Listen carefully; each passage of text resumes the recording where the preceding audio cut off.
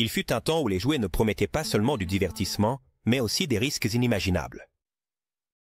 Des fours qui atteignaient des températures d'un véritable appareil électroménager, aux poupées volantes qui pouvaient vous casser une dent, la frontière entre divertissement et danger était si fine que cela en est surprenant.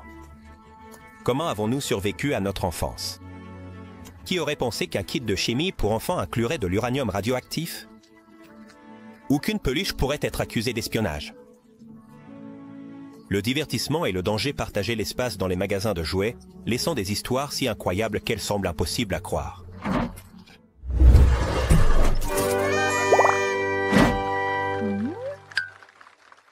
Four, Easy Back. Qui ne se souvient pas de l'excitation de jouer au chef quand on était petit? En 1963, Hasbro a introduit le four Easy Back, un jouet qui permettait aux enfants de cuisiner de petites gourmandises. Il fonctionnait avec une ampoule de 100 watts qui chauffait suffisamment pour cuire des biscuits ou des gâteaux. L'idée était révolutionnaire car elle permettait aux petits de se sentir indépendants dans la cuisine. Cependant, cette indépendance avait un prix élevé. D'une part, le concept de cuisiner sans supervision adulte était très attrayant pour les familles de l'époque. Mais, d'autre part, les conséquences de ce design ont rapidement commencé à se manifester. La chaleur extrême des ampoules ne cuisinait pas seulement les aliments, mais provoquait également de graves brûlures chez les jeunes utilisateurs. Qui aurait imaginé qu'un jouet conçu pour être éducatif finirait par générer tant de risques? La situation est arrivée à un tel point qu'en 2007, Hasbro a pris la décision de retirer plus de 900 000 unités du marché après avoir enregistré plus de 240 blessures. Parmi elles, un cas où un enfant a subi l'amputation partielle d'un doigt. En plus des brûlures, l'absence de protection dans les chambres de chauffage faisait que le jouet représentait un véritable danger pour les enfants les plus curieux. Cela démontre que même les meilleures idées peuvent échouer si les détails de sécurité ne sont pas pris en compte. Cependant, c'est intéressant. Comment Hasbro a transformé ce problème en une opportunité d'innover? Le design original a été remplacé par un modèle plus sûr, avec une chambre de chauffage qui protégeait les enfants du contact direct. Avec la chaleur. Jouet Flubé de Hasbro. En 1997, la magie du cinéma a apporté à l'écran Flubé, un film avec Robin Williams, qui présentait une substance incroyablement collante et amusante. C'était le rêve de tout enfant d'avoir entre les mains quelque chose d'aussi unique. Et Hasbro n'a pas perdu de temps pour capitaliser sur cette fantaisie enfantine.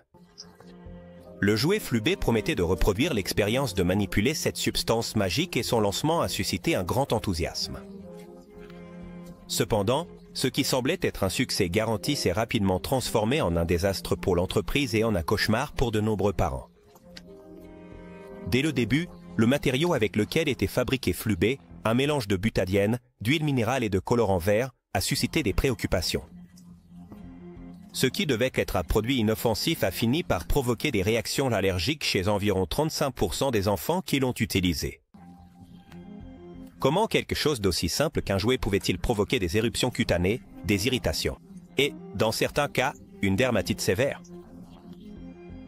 Cela nous amène à réfléchir à l'importance de tester de manière exhaustive les matériaux avant de lancer un produit sur le marché, surtout lorsqu'il est destiné aux enfants. Bien qu'initialement Hasbro ait nié les rapports, le nombre de cas a continué d'augmenter. Plus de 1600 incidents documentés ont conduit au retrait du jouet en 1963. Cet épisode a marqué un tournant dans les réglementations de sécurité des jouets, rappelant aux fabricants que l'innovation ne doit pas primer sur la sécurité. De plus, ce qui rend ce cas encore plus intéressant, c'est comment l'échec de Flubé a mis en lumière les lacunes des normes de sécurité de l'époque. Bien que le jouet ait été un échec retentissant, le personnage du film et l'idée de la substance magique sont restés gravés dans la culture pop. Flubé était une réinterprétation de Le Professeur Distrait, un film de 1961 qui a également introduit le concept d'une substance collante révolutionnaire. Ce film mettait en vedette Fred MacMurray, qui était l'un des acteurs les plus emblématiques de Disney à cette époque. Poupée. Cabbage Patch, de l'heure du goûter. Dans les années 1980, les poupées Cabbage Patch sont devenues une sensation mondiale. Avec leur certificat d'adoption distinctif, ces poupées ont réussi à établir une connexion émotionnelle avec les enfants qui les considéraient comme des compagnons inséparables. Cependant, en 1996, Mattel a décidé d'ajouter une touche interactive à la gamme, la version heure du goûter. Ces poupées étaient conçues pour manger des aliments en plastique grâce à un ingénieux mécanisme de mastication. Bien que l'idée paraisse innovante et promette de porter l'expérience de jeu à un nouveau niveau, les problèmes ne tardèrent pas à apparaître. Le mécanisme qui leur permettait de manger n'était pas sélectif. En fait, tout objet entrant dans la bouche des poupées, y compris les doigts et les cheveux des enfants, pouvait se retrouver coincé, ce qui engendrait des situations angoissantes. À mesure que de plus en plus d'incidents étaient signalés, les parents ont commencé à remettre en question la sécurité de ces poupées. Plus de 35 cas documentés ont conduit au retrait de près de 500 000 unités du marché en 1997. Bien qu'aucune blessure grave n'ait été enregistrée, l'inquiétude était suffisante pour prendre des mesures drastiques. De plus, ce cas a laissé une marque importante dans l'histoire des jouets interactifs.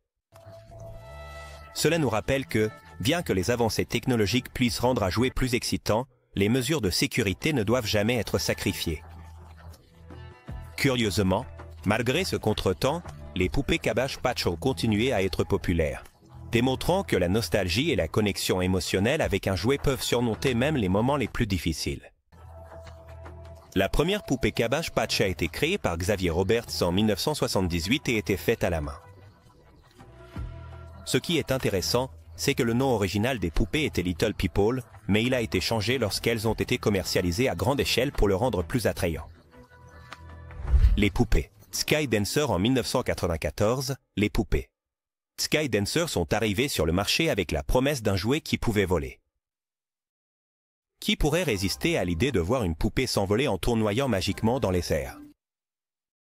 Ces petites merveilles, qui étaient lancées avec un lanceur manuel, ont non seulement capturé l'imagination des enfants, mais ont également déclenché une avalanche d'achats dans le monde entier.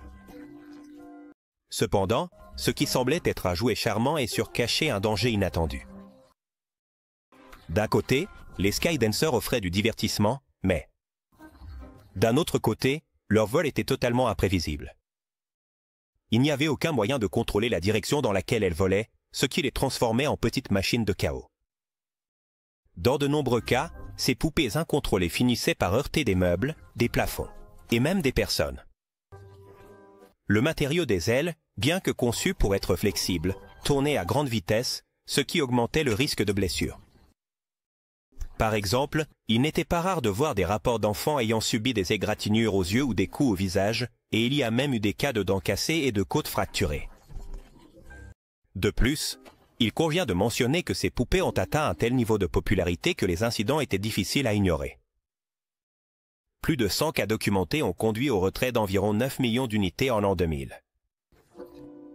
Cela démontre comment un jouet apparemment inoffensif peut devenir un problème lorsque la conception ne prend pas en compte la sécurité des utilisateurs. Cependant, malgré leur retrait, les Sky Dancers restent dans la mémoire collective comme l'un des jouets les plus emblématiques des années 90. L'une des scènes les plus emblématiques et amusantes des Sky Dancers est celle d'une poupée volant directement dans une cheminée. Des années plus tard, cette scène est devenue virale sur Internet, se transformant en un mème qui a généré des rires. Mais aussi de la nostalgie pour cette époque particulière des jouets. Aile pivotante. En 1965, les jouets dynamiques, comme le hula hoop, étaient en plein essor. Inspirée par ce phénomène, l'entreprise Transogramme a décidé d'innover avec un concept unique. L'aile pivotante. Ce jouet consistait en une casquette avec une tige flexible qui tournait autour de la tête lorsque l'utilisateur bougeait le cou avec énergie. Bien que sur le papier cela semblait être une idée brillante, son exécution laissait beaucoup à désirer. Dès le début, le Swing Wing a rencontré certains défis. D'un côté, il était attrayant et promettait du plaisir, mais, d'un autre côté, son design nécessitait un effort physique considérable. Les enfants devaient bouger le cou de manière continue pour faire tourner la tige, ce qui n'était pas seulement inconfortable, mais suscitait aussi des rumeurs de blessures. Certains parents ont commencé à s'inquiéter des possibles commotions cérébrales, entorses, et même des dommages cervicaux associés à l'utilisation du jouet. Cependant, aucune preuve concrète n'a jamais été documentée pour soutenir ces affirmations. Ce qui est certain, c'est que le swing wing s'est avéré compliqué et peu pratique. Malgré les efforts pour le promouvoir à la télévision, où il apparaissait comme un jouet vibrant et excitant, sa popularité fut éphémère. Pour aggraver les choses, de nombreux enfants ont trouvé qu'il était plus frustrant qu'amusant, ce qui a conduit à sa disparition rapide du marché. Sans grand rappel ni scandale de sécurité, le swing wing a simplement été abandonné par manque de demande, restant comme un symbole d'expérimentation ratée dans l'histoire des jouets. Le swing wing a été l'un des premiers jouets à être massivement promu dans des publicités télévisées, marquant le début d'une ère où le marketing visuel a commencé à dominer l'industrie des jouets. Claquers. Dans les années 1960 et 70, les claquers sont devenus une sensation parmi les enfants. Ce jouet consistait en deux boules en plastique ou en verre, reliées par une corde que les enfants faisaient s'entrechoquer, générant un bruit caractéristique qui est rapidement devenu addictif. Bien qu'il paraisse inoffensif à première vue, on a vite découvert que ce divertissement avait un côté dangereux. Les premières versions des claquers étaient faites de verre trempé, ce qui augmentait le risque qu'elles se cassent lors des chocs. Les éclats résultants pouvaient être projetés à grande vitesse, provoquant des coupures, des blessures au visage et même des lésions oculaires graves. De plus, les claquers pouvaient causer des dommages aux mains en raison de l'impact constant des boules, surtout lorsqu'ils étaient utilisés avec trop de force. Face au rapport d'accident, en 1985, des marques spécifiques de claquers ont été retirées du marché. Cependant, les dommages étaient déjà faits et le jouet est passé à l'histoire comme un symbole des risques des conceptions non réglementées. Les versions ultérieures des claquers ont été fabriquées avec des plastiques plus sûrs et plus résistants. Mais elles n'ont jamais réussi à retrouver la popularité des premières éditions. Dans certains pays, les claquers ont été complètement interdits en raison des risques associés, les transformant en objets de collection parmi les nostalgiques. Pistolet. Austin Magnetic dans les années 1940, le pistolet. Austin Magnetic promettait un amusement sans limite en tirant des balles de ping-pong. Cependant, ce qui semblait être un jouet innocent cachait un danger potentiellement mortel. Ce jouet fonctionnait avec une réaction chimique utilisant du carbure de calcium et de l'eau pour générer du gaz acétylène, qui, en s'enflammant, créait une explosion projetant la balle. Bien que les fabricants aient assuré que le pistolet était inoffensif, les risques associés sont rapidement devenus évidents. La flamme, générée par la réaction chimique, pouvait atteindre jusqu'à 20 cm, représentant un grave danger de brûlure. De plus, la manipulation du carbure de calcium et de l'eau ajoutait une complexité peu adaptée aux enfants. En 1949, les autorités ont classé ce jouet comme dangereux et ont interdit sa vente dans plusieurs pays. Ce cas est un exemple clair de la façon dont un design inadéquat peut transformer un jouet en une menace pour la sécurité des enfants. Le carbure de calcium qui était utilisé dans le pistolet. Austin Magnetic est le même matériau qui était utilisé dans les lampes des mineurs pour générer de la lumière dans les tunnels sombres. Fléchettes de pelouse. Dans les années 1950, les fléchettes de pelouse se sont imposées comme un jeu en plein air populaire. L'objectif était simple, lancer des fléchettes métalliques à pointes acérées vers des anneaux placés au sol. Bien qu'il semblait être un jeu familial et inoffensif, les conséquences de son utilisation ont prouvé le contraire. Les fléchettes. Mesurant 30 cm de long, elles étaient suffisamment lourdes pour causer des blessures graves si elles n'étaient pas lancées avec précision. Au cours des décennies suivantes, des milliers de cas de blessures ont été signalés, y compris des lacérations profondes, des fractures du crâne et même des décès. L'un des cas les plus tragiques impliquait une fillette de 7 ans, dont la mort a conduit à une augmentation de la pression pour interdire le jouet. En 1988, les fléchettes de pelouse ont été officiellement interdites aux États-Unis. Cependant, des versions plus sûres, avec des pointes arrondies, ont été introduites par la suite, permettant au jeu de rester une activité récréative. Bien qu'interdites dans plusieurs pays, les fléchettes de pelouse originales sont désormais des objets de collection pour les amateurs de jouets. Rétro. Wiggy Wiggy. En 2021, le monde des jeux vidéo a accueilli un nouveau phénomène appelé Poppy Playtime. Dans ce jeu d'horreur, Wiggy Wiggy, une créature en peluche bleue avec un sourire sinistre, est rapidement devenu l'un des personnages les plus mémorables. Bien qu'il n'ait pas été conçu spécifiquement pour les enfants, la popularité de Wiggy Wiggy a transcendé les écrans, donnant lieu à une gamme de produits et de jouets qui a attiré les plus jeunes. Cependant, cette incursion sur le marché des enfants n'a pas été sans problème. En 2022, plus de 400 peluches de Wiggy Wiggy ont été retirées en Angleterre en raison de défauts graves dans leur fabrication. Les coutures de la poupée se détachaient facilement, exposant les enfants au rembourrage interne et à de petites pièces comme les yeux et les membres, représentant un danger d'étouffement. Cet incident a suscité une grande inquiétude parmi les parents et a conduit à se demander si un personnage avec une apparence si effrayante était approprié pour les enfants. Malgré la controverse, Wiggy Wiggy reste un symbole de la culture pop moderne. L'industrie du jouet a tiré une leçon précieuse. La popularité d'un personnage ne doit pas primer sur les normes de sécurité requises pour les produits pour enfants. Wiggy Wiggy a été conçu à l'origine comme un méchant d'un seul niveau dans Poppy Playtime, mais son impact sur les joueurs a été si grand qu'il est devenu l'emblème du jeu. Fidget Spinner, lumineux. En 2017, les fidget spinners ont conquis le monde en tant que jouets à la mode. Bien qu'ils aient été promus comme des outils pour soulager le stress et améliorer la concentration, leur design innovant les a transformés en un objet de divertissement pour tous les âges. Les modèles les plus populaires étaient les lumineux, qui incluaient des lumières LED alimentées par de petites batteries au lithium. Cependant, les fidget spinners lumineux présentaient des risques inattendus. Les batteries internes pouvaient se détacher si le jouet se cassait, représentant un danger d'étouffement pour les jeunes enfants.